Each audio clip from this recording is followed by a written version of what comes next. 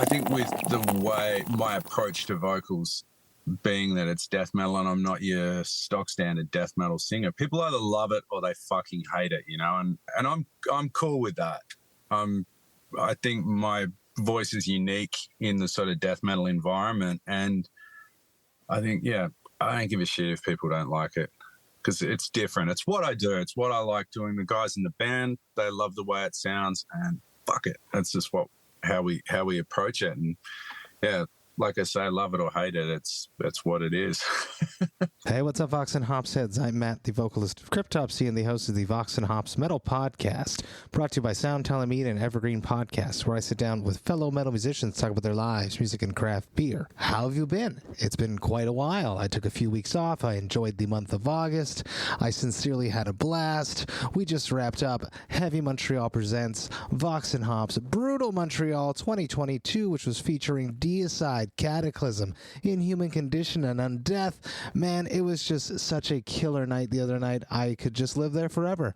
Massive thanks to JF Michaud and the Heavy Montreal and Eventco crew for making this reality. Huge thanks to Chloe and the rest of the Corona Theater staff. Huge props to my friend Paul Zane, Vox and Hops alumni, and a longtime friend for running production on the show. And huge props to all the breweries that are involved, but especially to L'Apothicaire, Overhop Canada, BG Brasserie Urbaine, and Le Fermentor for making custom brews for the event. It was just so much fun. I can't wait to do it again. This episode is presented by Heavy Montreal. They are Montreal's premier metal promoter. They put on a bunch of killer gigs, such as Brutal Montreal and a bunch of others all year long. It is such a pleasure to have them behind the Vox and Hops Metal Podcast. I can't love them enough. Now, before we jump into today's episode, I would just like to ask you to follow the Vox and Hops Metal Podcast on the podcast platform of your choice. But more than that, I would love for you to tell a friend about the podcast. If there's someone in your life that just loves extreme metal, that loves metal music in general, well, make sure to tell them that the Vox and Hops Metal Podcast exists. You can tell them that there are over 350 episodes where I sit down with the world's best metal musicians and we talk all about their lives and music while sharing a craft beer. If you would encourage one of your friends to become a brand new Vox and Hops head, that would be something that I would truly appreciate. Now, today on the podcast, I'm very stoked to finally be with someone that helped inspire the podcast. I am so stoked to be with Jason Peppiatt of Psycroptic. Get ready, everyone. This is Vox and Hops episode number 363. I warn you, what you are about to hear is very disturbing indeed. Hey, what's up, everyone? Today I'm with Jason Peppiatt of Psycroptic. Jason, I've known you for fucking ever. You were on my first U.S. tour with me, and we bonded, and we were friends.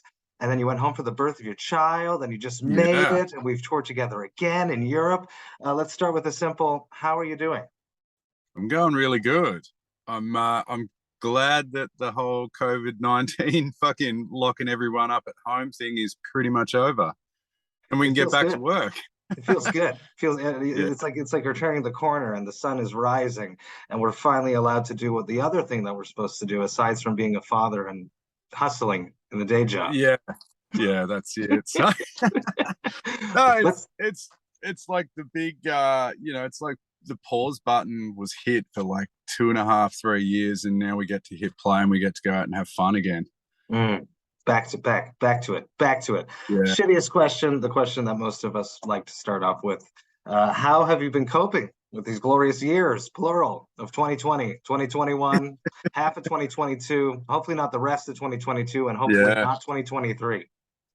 I've been doing really good. So in Tasmania, we didn't have COVID-19 really until like January this year. Really? Because we're on an island, we basically closed the island up and said no one comes in, no one goes out, and you can live normally. You just can't leave.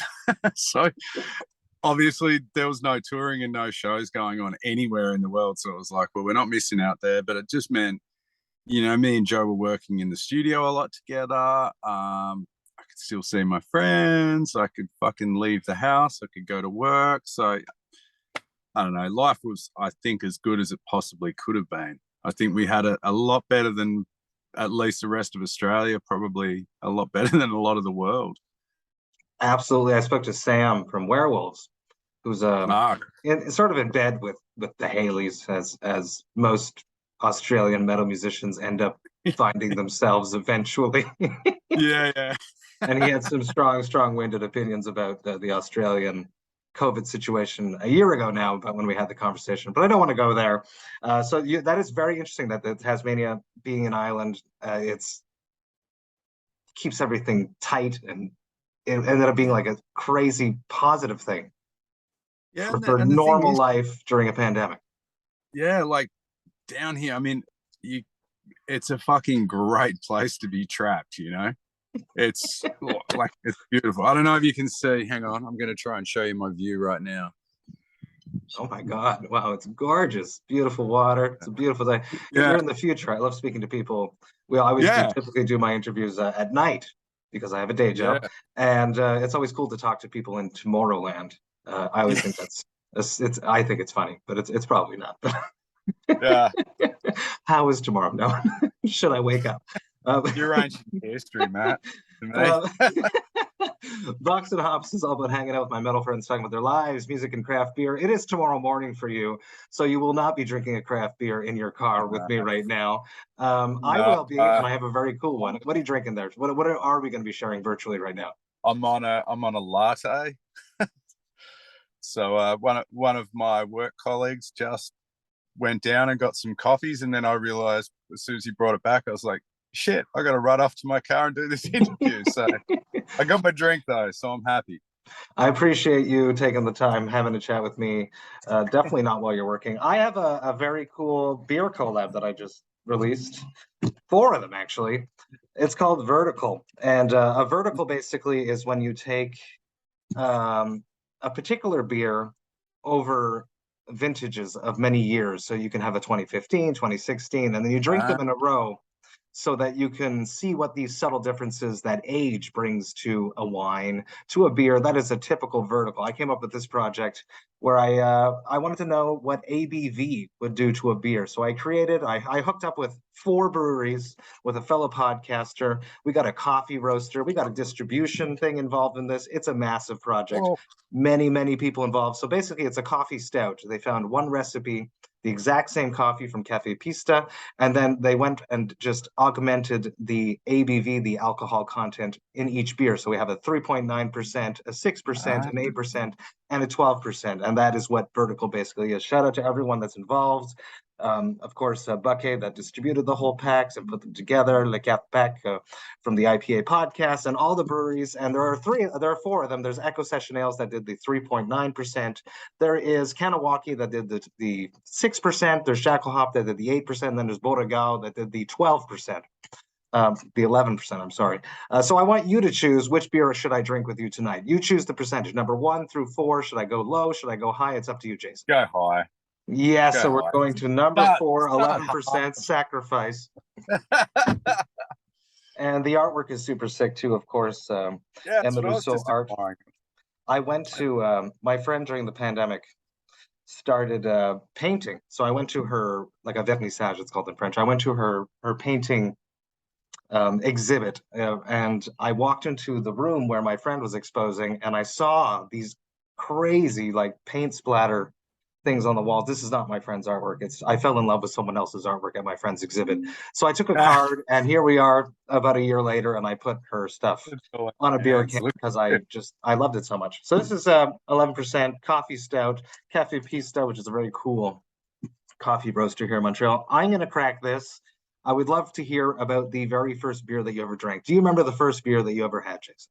Oh, I would have been young. It would have been a variety of beer called Cascade Draft, which was we had basically 2 breweries in Tasmania for the longest time. There was one that was Cascade, which is in Hobart, and another one called Bogues, which is in Launceston, which is sort of halfway up the island. So Hobart's on the bottom, southern end of the island, and then Launceston on the north. So it would have definitely been a Cascade Draft. I'm pretty certain. I can't remember the time. I'm certain I would have been young. I was one of those silly little fuckwits that was drinking at a young age. Is that something that happens in Tasmania? I guess it happens all across I think it happens everywhere, Australia. doesn't Is it? it the same? But I know that the culture of Australia is very go out and grab a pint and get rowdy with your friends, from speaking to other Yeah. Australians. Well, it's probably, I think the whole thing with that's shifting a lot now. I think the younger generation's more inclined to not get so rowdy, but to get, like, I think there's quite a craft beer scene down here now. And, you know, that people are more inclined to just taste a couple or, you know, go for a coffee or something like that. It doesn't seem to be as nuts as what it was when I was a kid anymore. I mean, when They're I more was a kid, refined than us, Jason. We would just go out into the woods and get drunk. exactly. I mean, I grew up, you know, working on building sites and that from age about 15, 16. And, you know, construction workers were always fucking hard drinking, tough people, you know, and you know, I kind of got caught up in all that a little bit. And then I think when I made it to my mid-20s, I was kind of like, oh my God, my body can't handle this shit anymore. The maturity. It was after that first US tour we did with Cryptopsy, I think. You know, All the natty lights. I remember me and Cam were just going wild on that tour. Cam, our old bass player, that is. And but I left that tour to go home for the birth of my daughter, and she's actually turned 14 just the other day. And crazy. I think that's probably the point where I actually did settle down a bit. See, you did the right thing. You went home for the birth of your child, and we kept going and drinking the whole tour. And then I've, you know, started a craft beer podcast to keep me nicely lubricated. I know that Melbourne has a vibrant craft beer scene. Is there a craft beer scene that has come into Tasmania? Is it something that has trickled through? I think it has. We've got in Tasmania, it's very much I don't know what you'd call it, like an artisan sort of thing. You know, there's a lot of produce and ciders and wines and, you know, gourmet seafoods, and it's got a really unique climate for growing grapes and, you know, fruit and vegetables and all that sort of stuff. The temperate waters and stuff.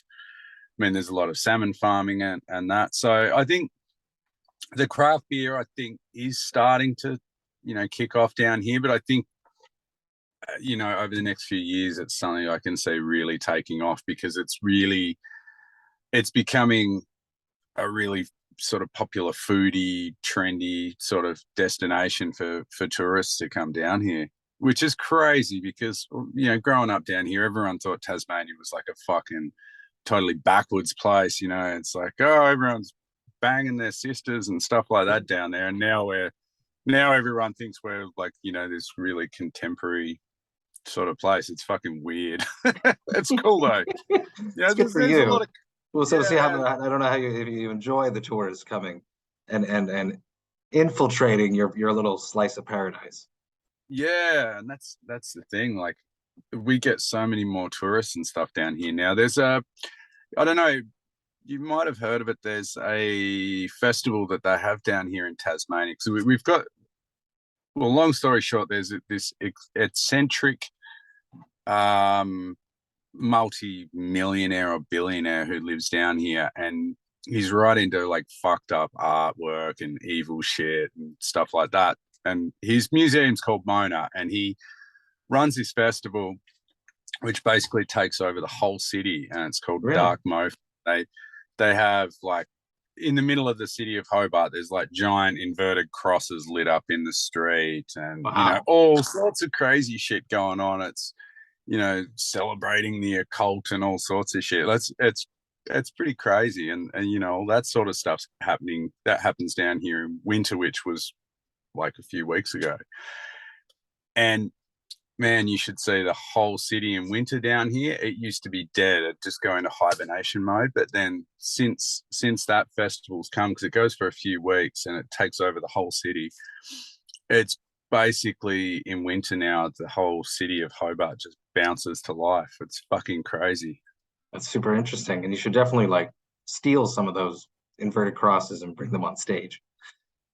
And I was more thinking like one as my letterbox or something like that to keep pesky Christians away, but that's another story.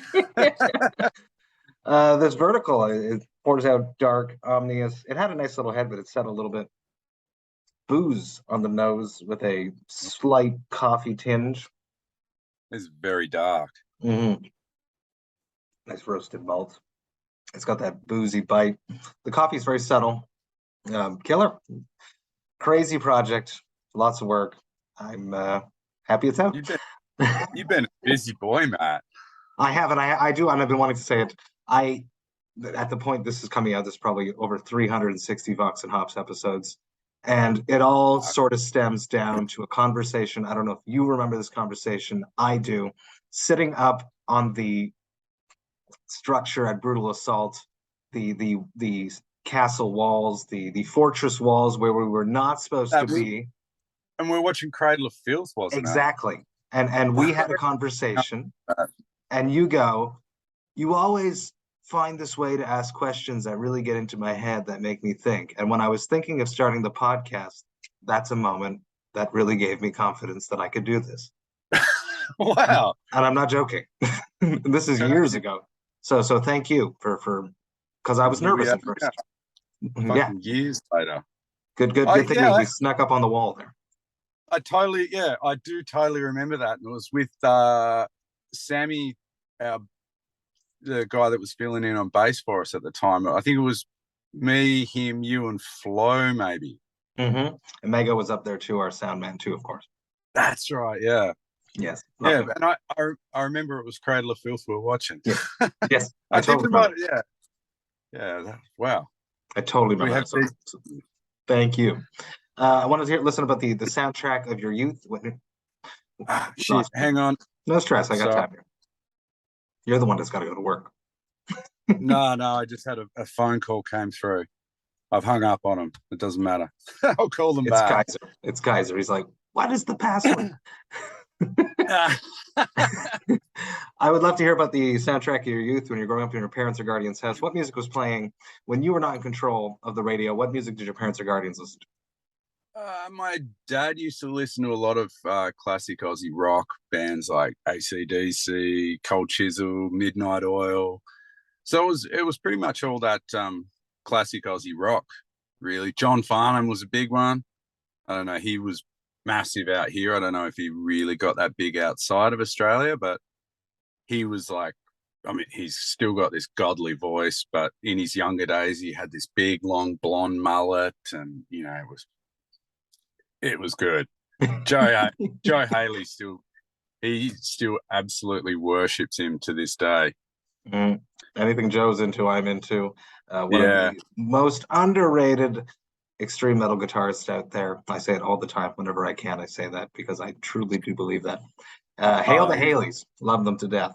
I would love to hear about your first show. Do you remember your first live music experience? That I went to or that I played? Yeah, that you went to. I think the first one I would have gone to would have been Fugazi. Really? And it was this tiny little sort of DIY setup here in Hobart. I would have been maybe 14 or 15 years old. So it was Fugazi and a bunch of other local Hobart bands. And it was because a mate of mine somehow got tickets to it. And yeah, like back then, I don't think there was a bar there, so I don't think there was an age restriction or anything like that. But I remember it was fucking wild. There was only like 50 people there in this tiny room, and it was nuts. I can't believe they went to Tasmania. Yeah, well, they've always been that sort of DIY band. I mean, this would have been going back 25 years. Yeah. I can't believe that's so cool. That's so cool. More bands do that. Go out and go where people don't go so that more people like Jason can get exposed to music at a 14-year-old age at an all, do it yourself, all ages venue. I love that. Now your time on stage. Do you remember your first show? My first show would have been with the band I played in with Cam, our original bass player. So he was on guitar, I was on vocals. It was called Megoria. And I think so. We were in high school or like college, which is like grade 11 together. And our music teacher actually teed us up to play at an indoor skate park thing in this giant shed. And I think we got paid like $100. Getting paid your first show. Look at you. That doesn't happen. I know. I still don't get paid that much now. But it was, I remember, I actually remember it quite clearly. I mean, I was only young. Fuck, I would have been probably 15. And I remember playing, there wasn't a very good setup with the monitors and stuff like that. Obviously, it was just, you know, a bit of a sort of DIY at this skate park thing. But it was in this huge shed. So the echo and stuff like that just bouncing back at us, and we couldn't hear what the fuck was going on. We were just kids, you know, like now you'd be able to deal with it because, you know, fucking 20 odd years experience. You're like, well, fuck, we'll just go on autopilot and trust that I'm doing what I'm meant to be doing. But back then you're just kind of like, what the fuck? I don't know what's happening. There's all this echo, and, you know, and I remember freaking out, just going, fuck, this is nuts. But yeah, that would have been my first experience. We bonded so very much on that Summer Slaughter tour because, well, I latched onto. I was like, this guy replaced a singer. I replaced a singer. Yeah. All of my insecurities, I'm gonna ask him every question about how he feels about being on stage and how he was accepted. So discovering your voice, getting your voice. Do you remember all that moments? That skate park, that I'm sure that moment of, oh my God, I suck. This mentality that we bonded over, is it still something there? Yeah, definitely. And it's a funny one that you bring up, the whole that we're like both replacement vocalists. I mean, I'm still the new guy in Psycroptic, or the new singer in Psycroptic. I've been there fucking 18 years. Like Chuck, the original guy, well, I think he was there in the band for like 4 years. So and it's and I still see like funny comments or like when we put out a new clip or something like that on YouTube, and they'll be like, Chalky was better, bring back Chalky. It's like, dude, I don't think that's gonna fucking happen after all these years, you know. 18 fucking years has passed.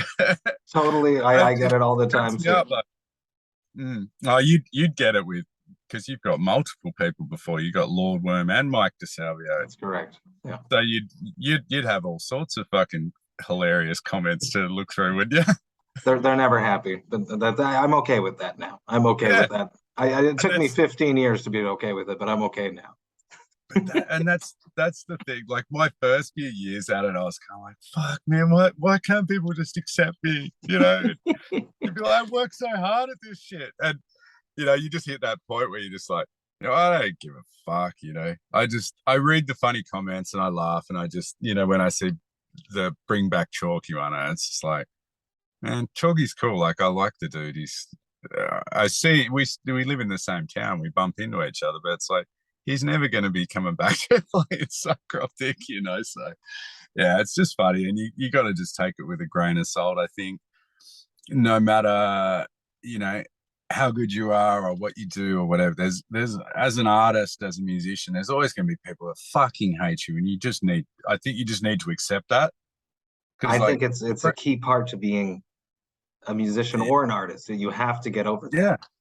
Yeah, like not everybody's going to like your shit. It doesn't matter how good you are, how big your band is, or how successful you are. There's people who are going to fucking hate what you do, and they're going to be very vocal and very nasty about it on the internet. And you just got to be the power of the internet. It's not like back in the day.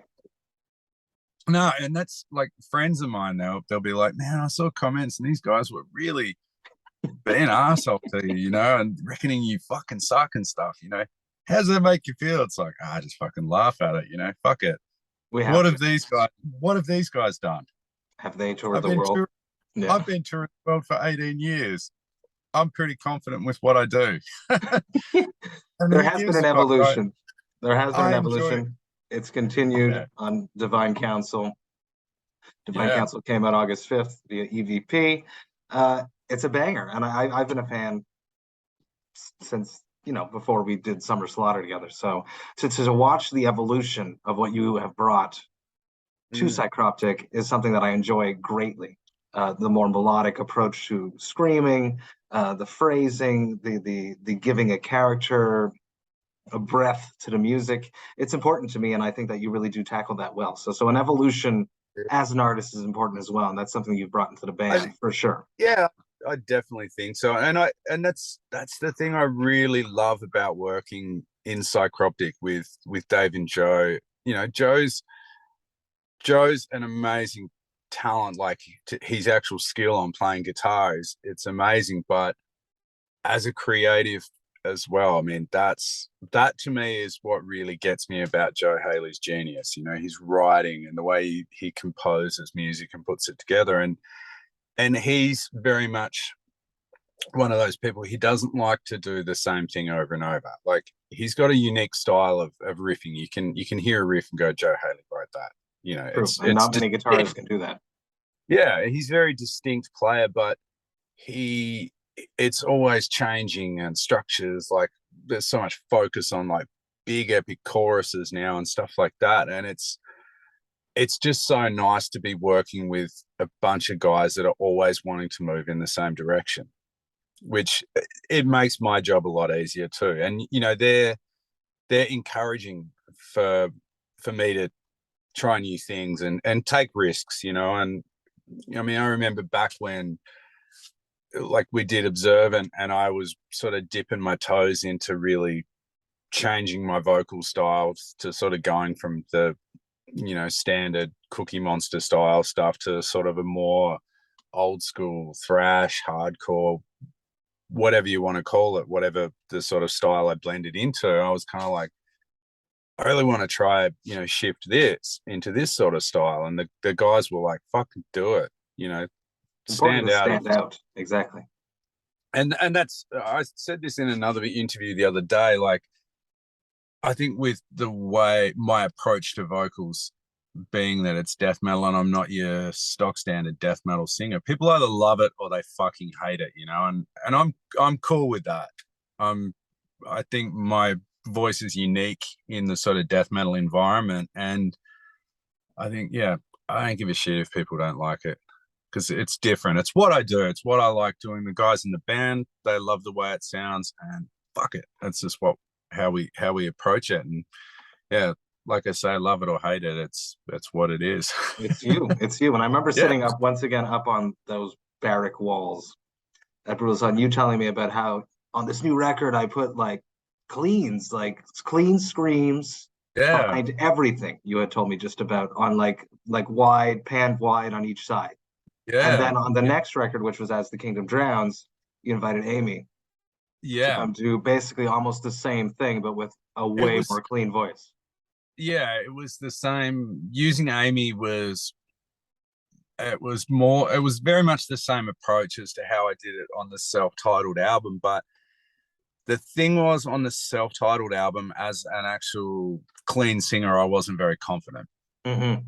So it took a long time. It took a long time to feel comfortable in front of a mic doing what I was doing. And it got to the point where when we were doing As the Kingdom Drowns, I really wanted the same sort of thing, but even, you know, those clean vocals brought to the forefront a lot more in the choruses and stuff. And I just wasn't confident with my ability for it. And I was talking to Joe's wife, Amy, and I said to her, how would you feel about maybe trying some vocals out for it? And she's like, I'd love to do it. And as soon as she laid down the vocals, like the backing vocals for one of the songs, it was just like, that's it. I'm yeah, like, I'm sad. Why would I waste my fucking time trying to do it when she just gets in there? Because she's a trained vocalist. She's fucking amazing voice on her. And she's just laying down harmonies like bang, bang, bang, bang, rapid fire, perfect every fucking time. I'm like, yeah, I'm not doing fucking 10 vocal sessions to get a few fucking backing vocals on a thing where I can just get Amy in here for 2 hours and she'll knock the whole fucking album over and it'll sound 10 times better than what I do. So good for you. That's good for you.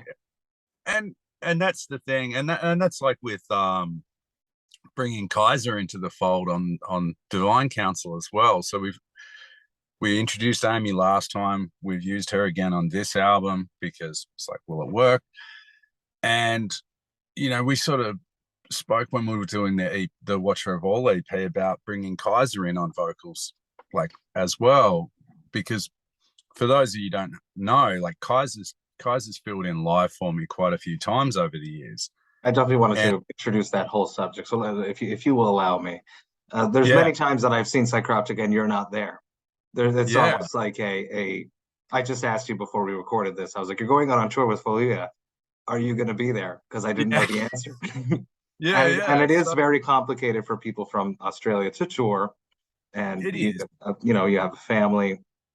It's long because you typically end up, and if people don't know, this is basically what happens, is you leave Australia and then you go tour the States and then you go tour Europe right after, because it's just way easier to organize it that way. And it's really hard to get 6 to 8 weeks off away from your family and everything. Yeah, I mean, some of the runs we've done, like, and that's what we did, I think, when we did that festival run in Europe with you guys. I think we'd done like 7 weeks in the States. Then we flew straight to Europe. I think we had like 10 or 12 days off waiting for the run with you guys to start. And that was about another 3 weeks on top of that. So before you know it, you've been away from home for 2 months, sometimes more. And it's just like, I got two young kids and I got a business to run, wife. And sometimes it just does not work out that I can be away for that sort of amount of time. So it's been great, and yet again, it's such a good thing with playing with Joe and Dave, because they're so fucking understanding of it. Mm-hmm. Like, there's been a few conversations where I've said, if my situation is getting too difficult for the band, I'll step down, because, you know, to me, Psycroptic's bigger than my part in it. You know, I love the band. I love what we do, and I don't ever want to be the one to hold the band back. And the guys have said to me, look, fuck it, we'll make it work. If we use fill-in guys, blah, blah, blah, whatever, we'll do what we need to make it work. You're sticking around till the end.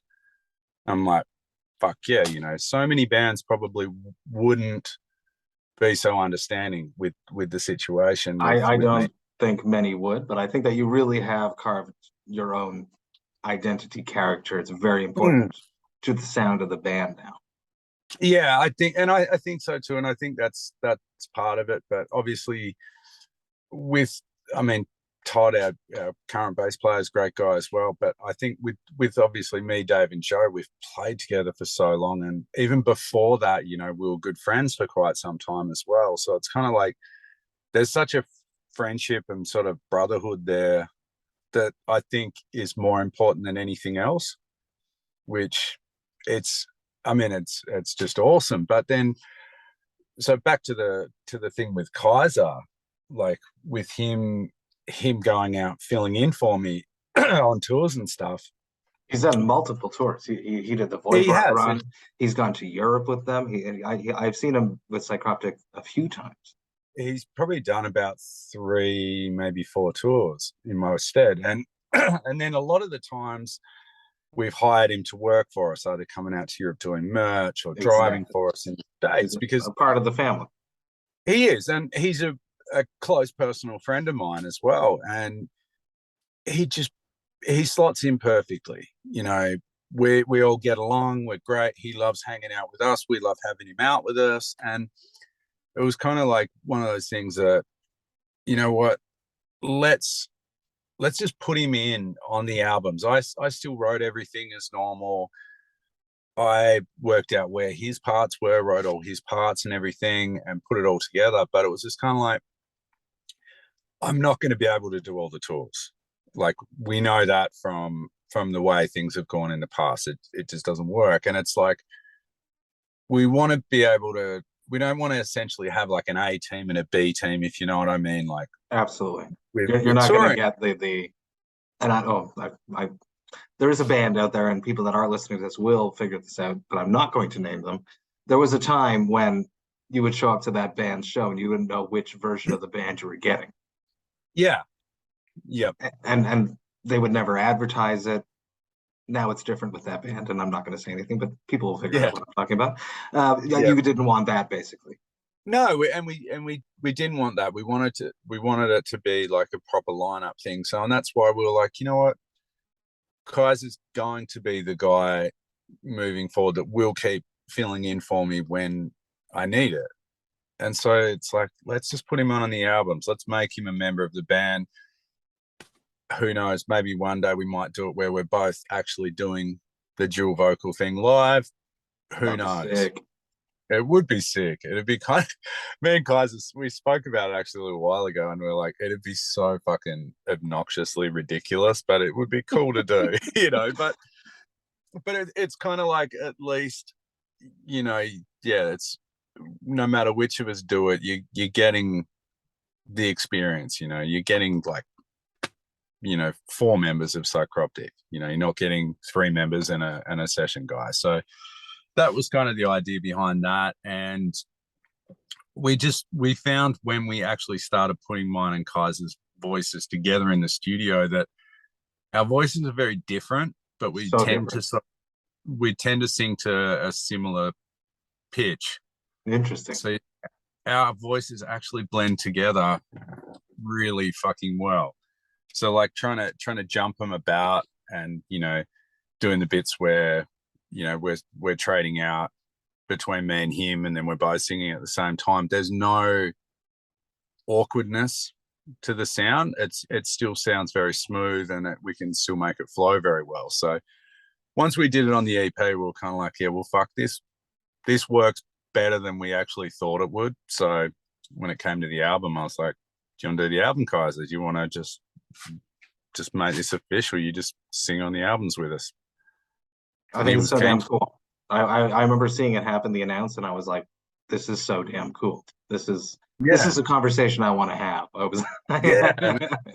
It's been confusing, like, I suppose, to some fans looking in and seeing the announce, and they'd probably be like, why the fuck have they done that? What's the thing there? And I think it makes perfectly good sense when it's a conversation like this and talking about it. It's kind of like, yeah, it does make a lot of sense, and we're also at the point in our career where we're just kind of like, we're over 20 years deep with Psycroptic, and it's like, we'll just do what the fuck we want anyway.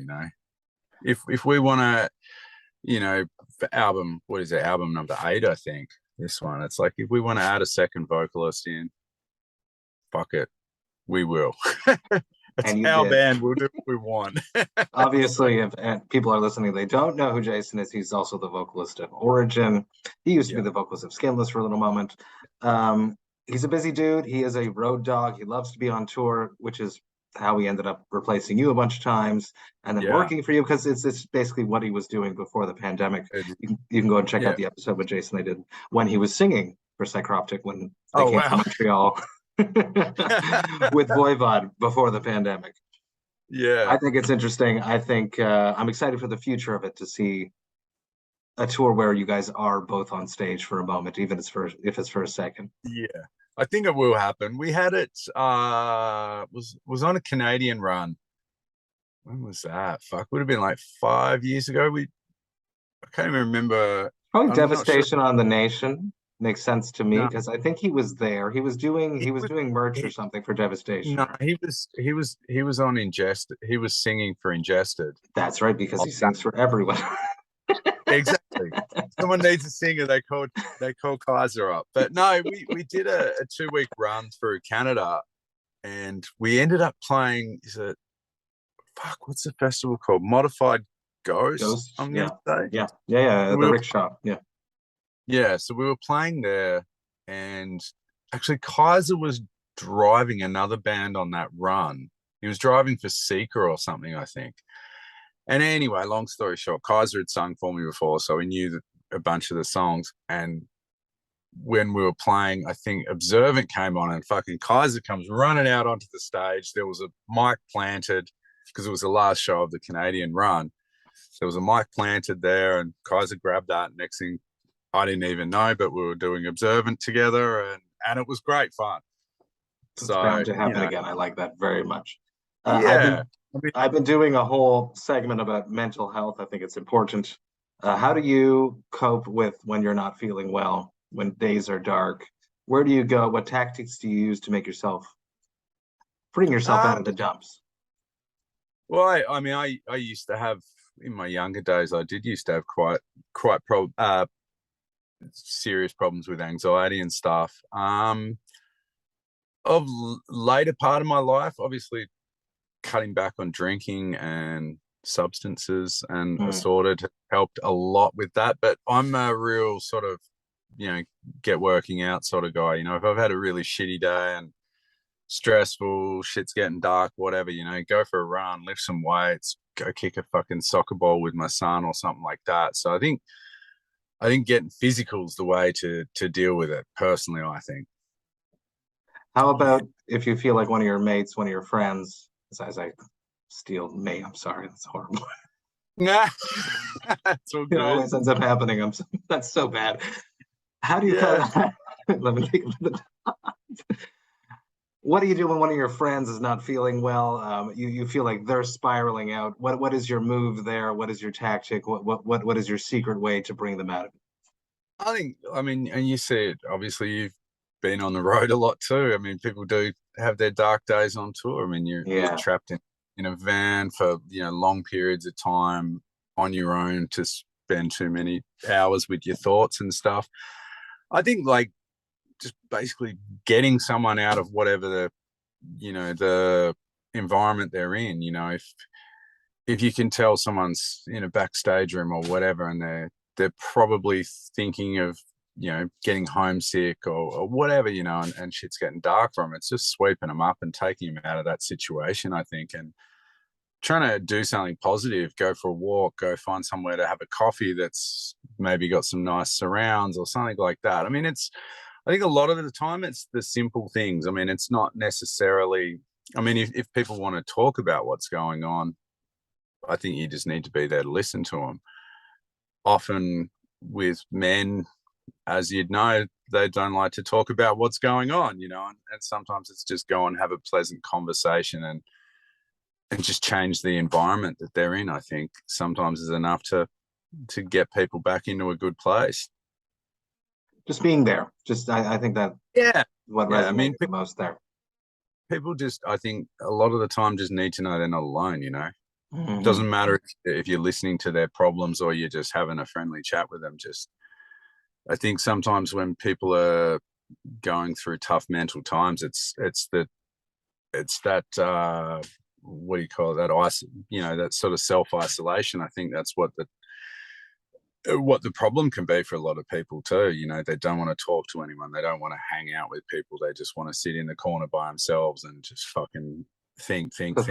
Yeah. It's never good for anyone. They're thinking their way down, though, which is the problem. Exactly. Yeah. Because most of the time people aren't going to bring themselves back to a positive space, I don't think, without outside intervention. That's good. It's interesting you talk about being on tour and that happening, because a lot of people think like aspiring musicians, and I was there, I just want to get on tour, I'll be happy when X thing, you know what I mean? And then there are still dark days on tour, despite the fact of it's exactly what we wanted to do our whole lives. Yeah, and I actually think probably a lot of the time even more so on tour, because often you're away from home for months at a time. You're away from family, loved ones. You, like I say, you have how many fucking days in a week do you have where you might have 8 hours of sitting in a van, crushed up? You've had fuck all sleep, which doesn't help the situation at all, and touring in Australia, well, you've done it before, the fucking being. I did it with Dave Haley, so it was A1, just super perfect from A to Z, and I'm not just saying that it was super easy and super fun. Cheers to Dave Haley for that. Direct touring, right? That's it, right? Yeah. Direct touring, yeah.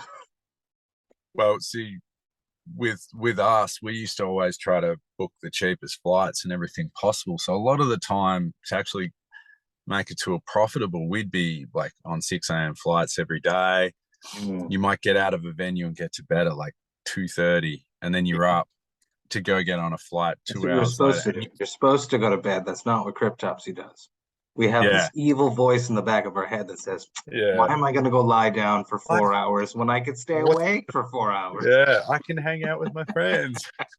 But like it builds on, that whole just living on naps for a fucking couple of weeks, and before you know it, your mental state can be spiraling, to some pretty bad places. And it's simple things like you haven't eaten any decent food for fucking a week or two. You've slept the equivalent of one night's worth of hours, but over the course of a week, and that's not good for anyone. And it's a lot of it, I think, with the mental health on tour, a lot of it's just the situational thing. It's, it's just you're so fucking tired and worn out and exhausted, and you can't, especially in this day and age with everyone's got fucking iPhones in front of you while you're playing and stuff, you can't do a shit show. Like, no matter how bad you feel, you might be fucking dead tired, no energy, exhausted, feel like shit, but you've got to get up there and give 100% every night on stage. And man, that can be fucking hard. It can be, I find it can be torturous leading up to it, because to the show or to the tour?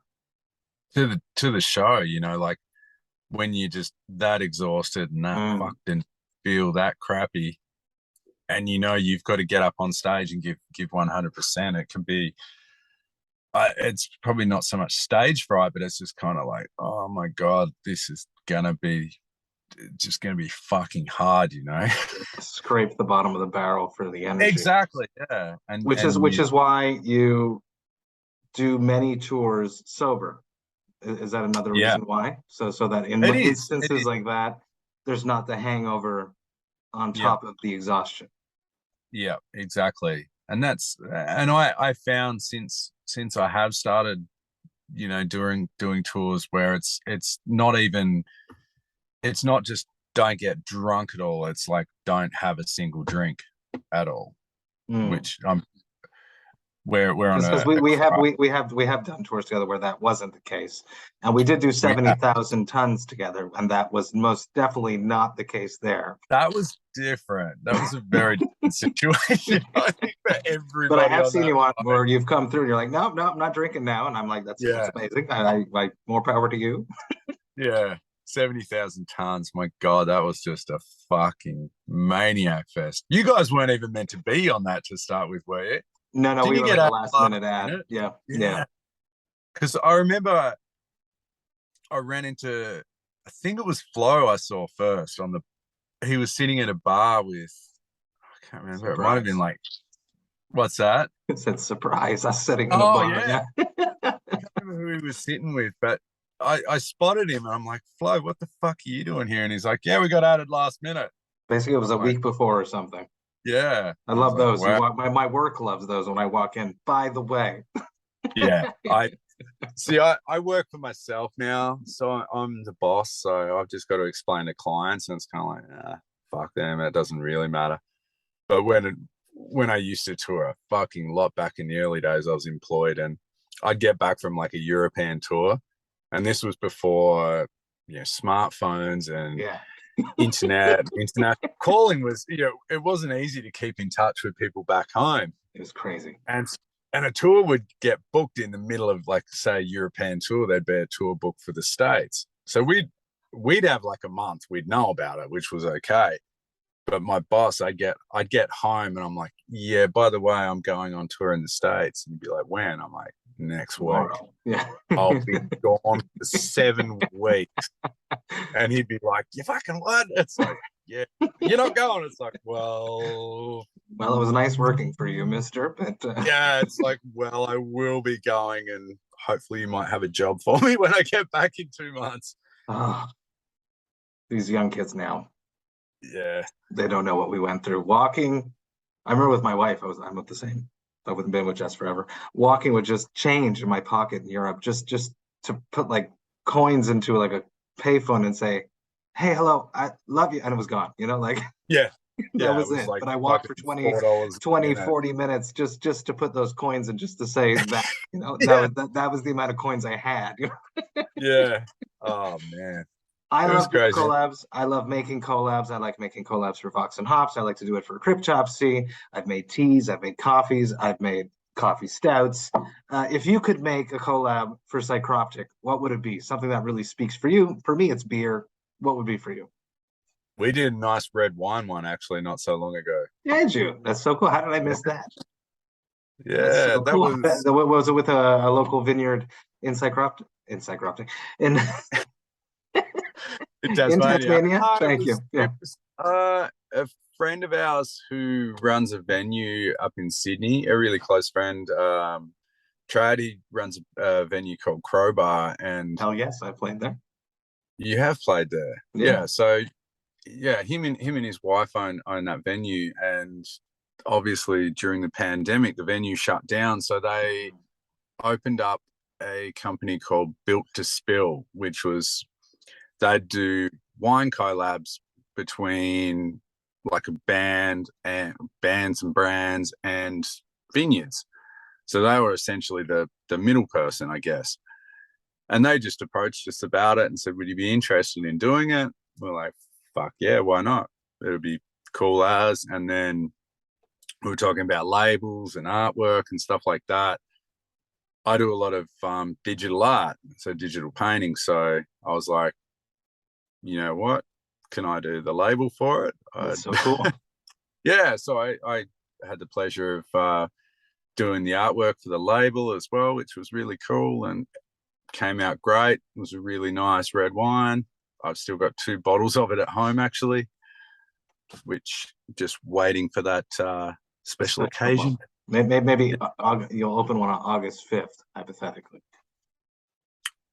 The album. Nah, because I'll be in Melbourne playing a show. No. Jason, one last question. Probably doesn't happen to you very often because you're busy and you know you seem to be more controlled than back when we toured together in Summer Slaughter, hypothetically 70,000 that time that I wasn't supposed to be there, but I was there. But every once in a while, it happens to everyone. What is your hangover cure? Sleep. I'm one of those guys that when I'm hungover, I can't eat. So food's out. I used to smoke a million cigarettes when I was hungover. I quit smoking though, so I can't do that anymore. So basically, I haven't really been hungover for quite some time. So, but I was always just a sleep guy, you know, sleep it off and be done with it. I like that. I have a hard time sleeping when I'm hungover, to be honest. So I'd like to know your deep secrets. Yeah. Jason, thank you so much for hanging out with me, talking about your life, music, a little bit about craft beer, talking a lot about Psycroptic and Divine Council. It came out August 5th, everyone. EVP, go check it out. It's a banger. They snuck in an extra vocalist. Come on, what more do you want? What more do you want? It's a full Psycroptic package. Jason, you rule, and I cannot wait to see you when you come through here in Montreal. We're going to have a good time. Massive cheers. We will. Legend. Cheers. Hey, thank you all so much for listening right to the end. You know that I love and appreciate that. This was an awesome conversation. Long overdue. As I mentioned, Jason almost inspired me, gave me the confidence, really, that I could conduct interviews back when I was starting out just about 4 years ago now. So massive props to Jason for hanging out with me finally and for inspiring me all those years ago. He didn't even know it, and I love that. The new Psycroptic is a killer record. I can't love it enough. You should absolutely go check it out. If you have not listened to it as of yet, do it. Come on. What more do you want? Killer riffs, dual vocals. It's incredible. Check it out. Now, if you enjoyed this Vox and Hops episode, you should sign up to the Vox and Hops Metal Podcast's mailing list. You can do that on my website, voxandhops.com. That's VOXANDHOPS.com. When you do that, you shall receive 2 emails a month that contain all of the details of everything that has been happening recently in the world of the Vox and Hops Metal Podcast. You'll get to see which episodes I dropped recently. You'll get to see which episodes I have coming up. You will get to see which albums the Vox and Hops album album review crew have reviewed recently. You will also get to hear about any projects that I have in the works, such as the very top secret 4-year anniversary of the podcast, before I announce them to the public, and you'll get to see which albums Jerry Monk, the metal architect himself, has added to the Brutal Awakenings playlist. There is just so much going on in the world of the Vox&Hops metal podcast. I don't want you to miss a single thing, so please sign up to the mailing list. The Vox&Hops metal podcast is brought to you by Sound Talent Media and Evergreen Podcasts. I hope you have a killer rest of the week. I will be back next week on Tuesday with another episode, but until then, remember to enjoy life, metal, and craft beer. Cheers, Vox&Hops heads.